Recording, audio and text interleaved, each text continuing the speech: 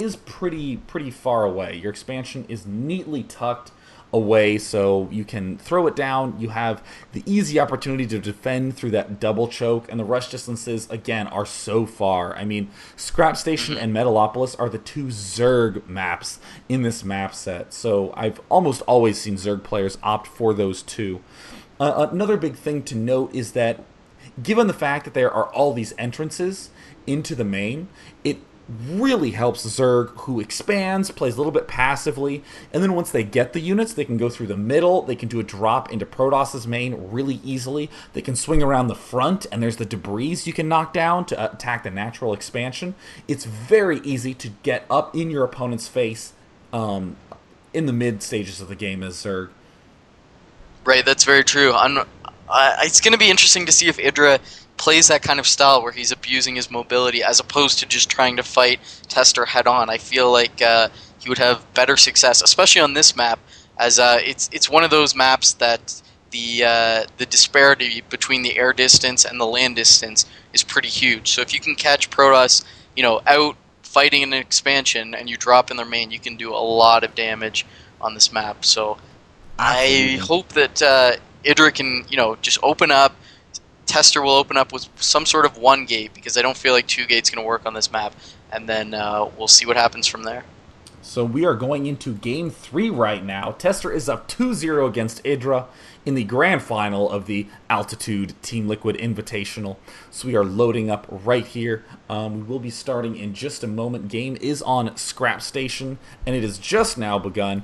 And we do have TesteR spawning at the right position as the red Protoss, and in the top we have IdrA spawning as the blue Zerg. And once again, for any of you who have not played Altitude, you can find that at altitudegame.com. It was extremely popular on the TeamLiquid.net forums when it was in its beta. In fact, there were leagues that were formed because it was just so fun to do big battles against your buddies. So definitely check that out, and big thanks to them for supporting the esports community. And here comes the first pylon by TesteR. I'm very curious where this is going to go down. Oh, it looks like he is going to be doing a two-gate opening, probably walling off by his narrow choke here. Yes, there is the pylon going down. Because, hey, if you know where your opponent's going to be, why not two-gate him? Wow, I like this. This cuts down the rush distance quite a bit, and I think it's not that dangerous, actually. If he plays this how he played Lost Temple, keeping the pressure on the expansion of IdrA, that frees up a lot of space for him to put down his Nexus. He can even put cannons on the high ground to help defend this and wall it off very solidly with those gateways. Very nice. This is something I am definitely going to steal. And just state that for the record, IdrA is currently at 14 food, so a pool will be down in just a second here. This is the sort of map, though, that I actually would be comfortable doing a 14 hatch on, and that's why I think that TesteR is sending this probe very, very early. He knows where his opponent's going to be. There's the 14 pool going down right now. He knows where his opponent's going to be. He knows what his opponent wants to do, throw down his 14 hatch, so there's no reason not to send this early probe just to lock it off. And there it starts moving a very early drone. It's going to be a scouting drone, because already as Zerg, you're a little bit suspicious when a probe gets there that early. And there is the two-gate. I believe that's a solid wall-off right there. I mean, it looks tight as I'm rotating my camera around, and it looks like TesteR is just going to try to barrel down with Zealots, use cannons to defend, and even building a spotter pylon by the destructible rocks. This is definitely going to be played out differently than the game on Lost Temple, because Lost Temple was able to fall back through his wall if need be. So he's going to have to be careful that he doesn't commit enough with these Zealots that IdrA can surround them and go cracking down on this wall, or that's going to spell a bit of trouble for him. We see IdrA switching it up here, deciding he's had enough of the two-gate, putting down the Extractor and the Roach Warren. So I kind of like this, switching it up, not going... I guess this is the 1 in 100 times when he doesn't go 14, 16. Few Zerglings out, going to scout it out, and I guess we can see IdrA's seen the main. There's nothing in there, so he knows it's a forward gate, going straight for Roaches. Nice follow-up. 2 chrono-boosted Zealots coming out of the gateways, and he's got enough for 1 more chrono boost if he chooses to use it on the next Zealot coming out. I mean, right now, this is just a brilliant opening by IdrA. to get these roaches out right away. Wouldn't be surprised if he even popped guys off gas once he got a handful of roaches up. Just enough roaches to repel these obnoxious zealots. Are more zealots being made? Well, just one. And double gas going down right now for TesteR. 99% of players would just happily throw down a forge and say, all right, I am good. I am done. I do not need to worry about roaches anymore. But of course, on this map, there is that backdoor entrance, and IdrA is abusing that, taking it down with these Zerglings, and is now making a ton of roaches. Wow.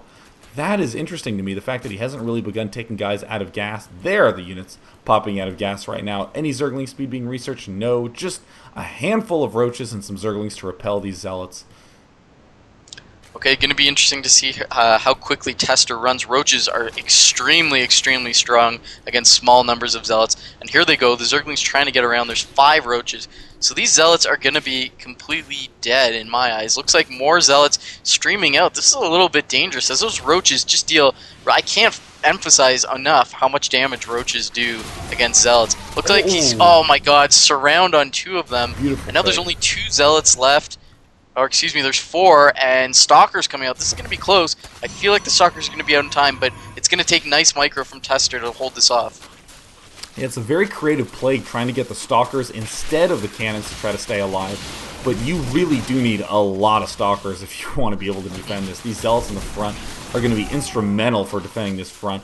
And again, very creative play by TesteR. Really goes to show that if you use these Zealots to micro, and look at that, those Zealots fall almost immediately, but if you use those Zealots to micro properly, to just delay the roaches coming up to the front to kill things off, then you can get away with getting Stalkers and Warp Gate units long before you end up getting a Forge and cannons. And we do see a Stargate coming out right now. Oh my goodness, there's the cannon going down at the front.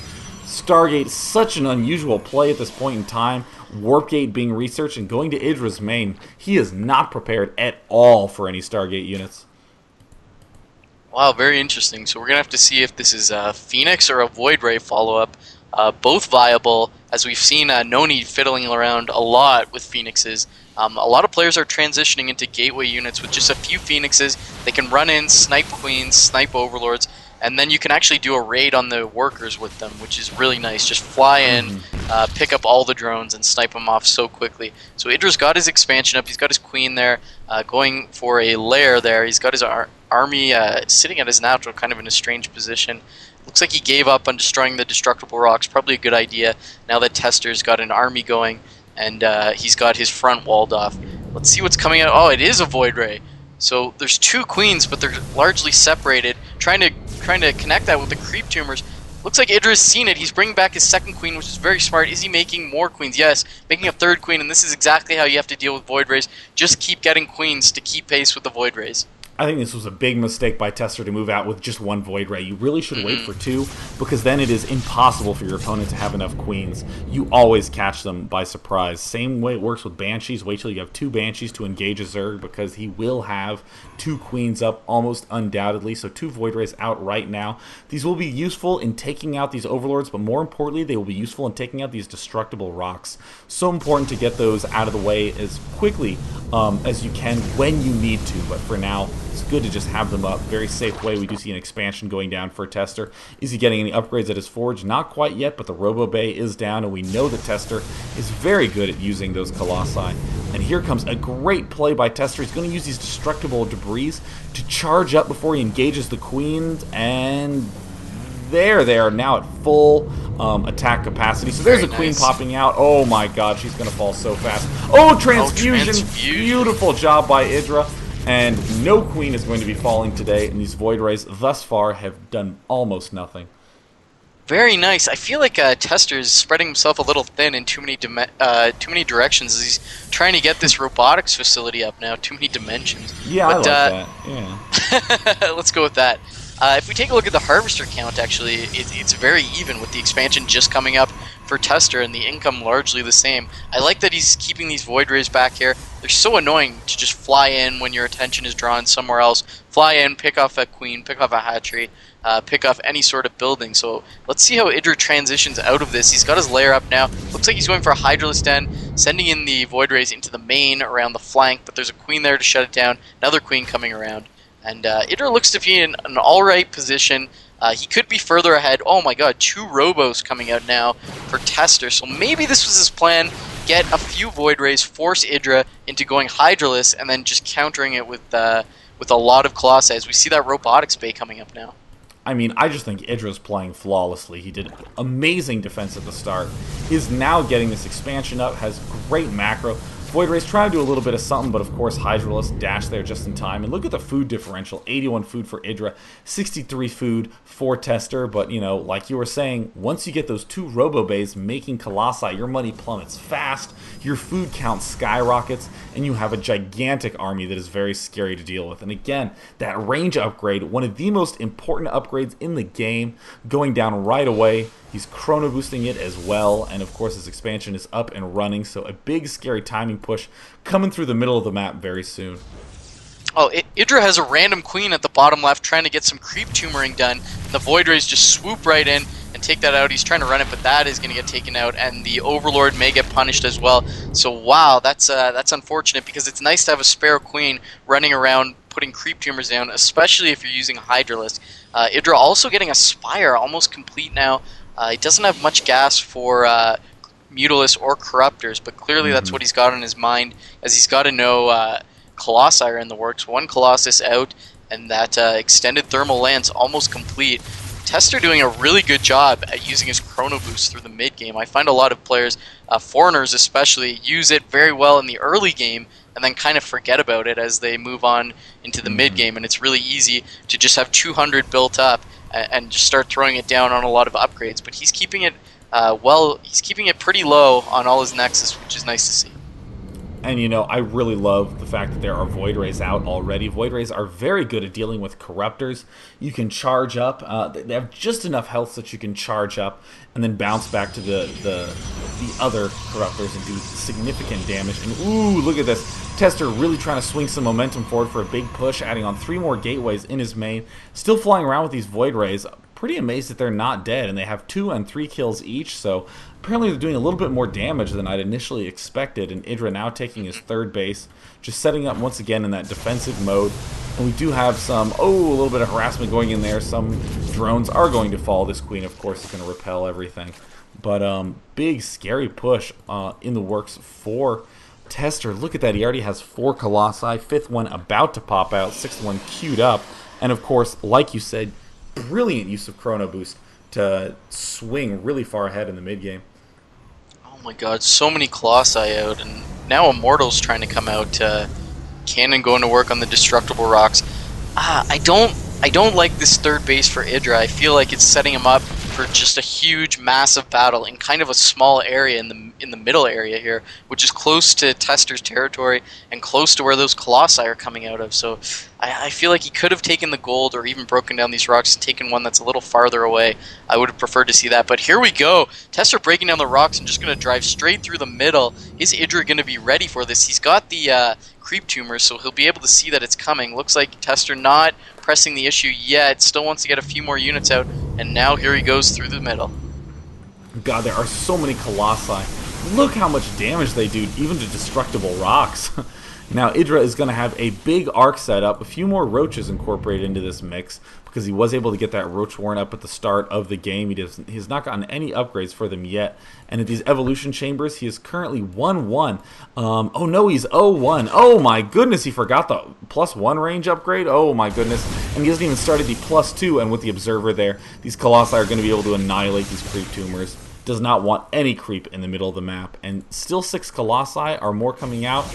No more, just Immortals right now. And here's the big push right now by IdrA. Some nice force fields. And look at this micro by TesteR trying to pull everything back. Corruptors pull back too. Ooh, big mistake to pull those Corruptors back. There are no anti-air units, and IdRA's engaging.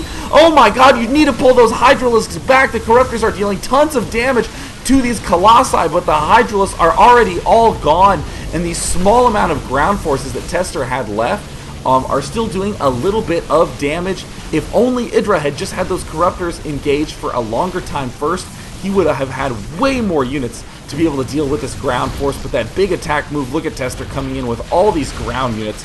Big swarm of Zerg units trying to surround. Hydralis barely getting in there. There's the Corrode on the Immortals, finally doing a ton of extra damage. Again, Corruption now causes 20% extra damage to units per shot. So it looks like IdrA will barely defend this push. Yeah, and look how well Hydralisks do against a scatter of gateway units. They do really well. So as you said, those Corruptors don't take too much damage from the Stalkers and the Sentries. So had he just used them first, focus fired a few Colossi out, and then flanked, it would have been a completely different story. So unfortunate that he threw it away like that. But let's take a look at the food. TesteR's at 100, and IdrA is at 107. So if he can pull it together and get a lot of Hydras out, you know, he could still be in the game. TesteR largely has gateway units. He has no intention of taking a third base thus far, but he's still got these Void Rays being annoying, just flying into the main, dealing damage, taking out Queens. I'm so surprised this Void Ray is still alive in this game. Void Ray is just so obnoxious as the game comes on. Looks like he's incorporating that now into his unit mix. So many Stalkers now. They were a little bit too late. All those Colossi that were there originally are now gone, and it looks like more Immortals being produced for TesteR. That's going to be very difficult to deal with. Even with just these two Colossi with all those Stalkers now. Here comes the big engagement backing up. Oh, there's the Void Ray. Goes down immediately. Hydra is still engaging again. At least take out one Colossus. Oh my god, those Hydralisks were just eaten alive by only two Colossi. That was an unbelievable job by TesteR, and a little bit of a blunder by IdrA. Once again, two more Immortals popping in there. Going to be able to absorb a ton of damage. Corruption going down on all of those units. The Roaches are trying to advance in there, but of course they get eaten alive. And the second huge push by TesteR seems to have broken the front. Yeah, I don't think there's anything IdrA can do at this point. Trying to switch over to Zerglings as he's very gas-starved, and actually pulling out his drones as he realizes he really needs to break through here, and his main is mined out, so might as well use him to fight. But TesteR looks like he's going to finish with Immortals and Gateway units as he's just driving through with Sentries, Stalkers, or excuse me, no Sentries, Immortals, Zealots, and Stalkers, cleaning up everything IdrA has, and this is going to be it. Wow. TesteR doing so well, just attacking, sacrificing his Colossi for the entire army of IdrA, and then just finishing with quick Gateway units. Very nice play. I mean, replenishing with these Immortals is genius, and there's the GG. Wow. Our champion is TesteR, convincingly going 2-0 with White Raw in fairly one-sided games, and going 3-0 with IdrA again in fairly one-sided games. And of course, IdrA and White Raw are not players to be messed around with. These players are unbelievable, tip-top of the line. I mean, TeamLiquid invited pretty much the 4 best players around, and TesteR dominated them all. Maybe Artosis does know best, so it's going to be interesting to see, you know, the rest of the community catch up to some of these Korean players. I'm really excited for when we get, you know, a little more unified across the gateways, and we can get these tournaments going and see what happens between these players, because that was very convincing by TesteR. I mean, it didn't look like at any moment in any game, except maybe the DTs of White Raw, that he was in any trouble at all. And one thing I want to note is that TesteR was at 0-0-0 that game. Absolutely no upgrades.